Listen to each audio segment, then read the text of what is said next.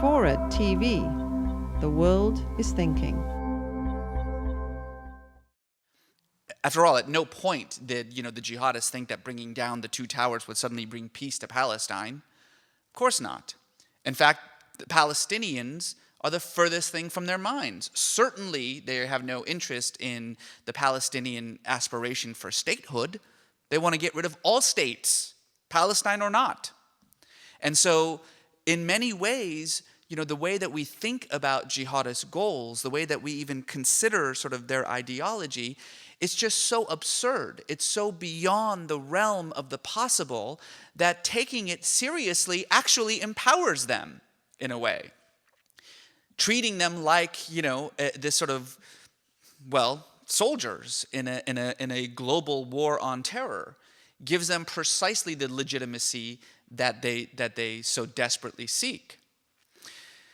And I think more importantly, by adopting essentially the same religiously polarizing rhetoric, the same Manichaean worldview as the jihadists, we've essentially validated their worldview. We've validated their identity.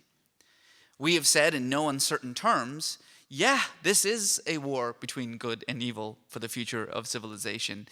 It's just that we're good and you're evil. That argument, strangely enough, doesn't work with religious fanatics, believe it or not. But we have essentially turned the war on terror into a contest over who can be more fanatical. It's like I'm more fanatical than you are contest. And that's a war that we're not going to win. In fact, we shouldn't even be trying. Let's just give them that, okay? They win. They win the fanatical war. But precisely in the way that the previous administration consciously and deliberately conceived of the war on terror, not as a investigation of a criminal conspiracy, but as this cosmic battle, against a metaphysical evil, against what John McCain referred to as a transcendent evil that seeks to destroy everything that we believe in and stand for.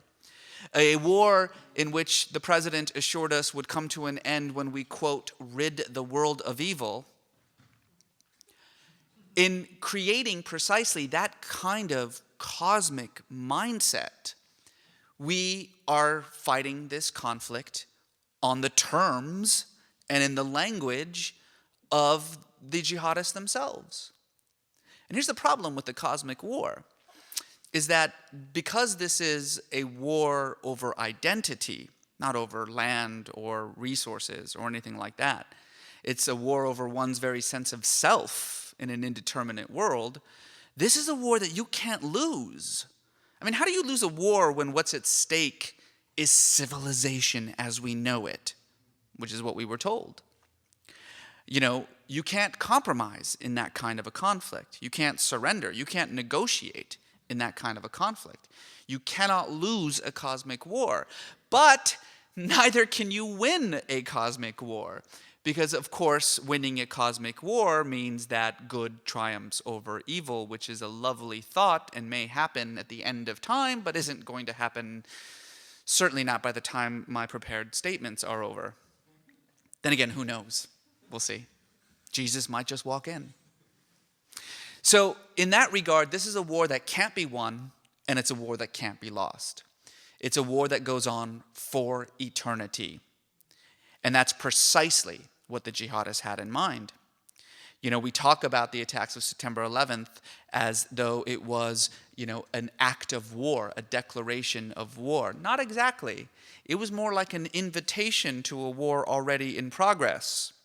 And it was an invitation that we as Americans, many of us who were already brimming with religious fury anyway, were more than willing to accept.